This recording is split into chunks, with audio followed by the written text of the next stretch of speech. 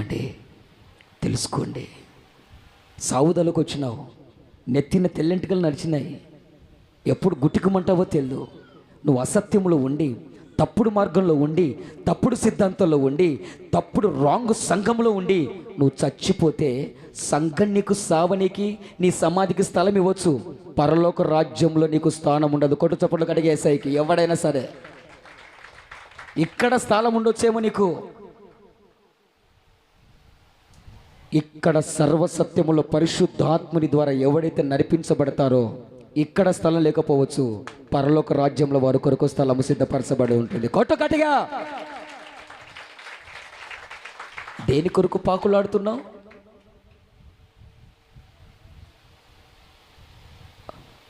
నా దైవ జనాంగమా విను జాగ్రత్తగా. ధూపం వేయిస్తే విగ్రహారాధనతో సంబంధం. సంఘాన్ని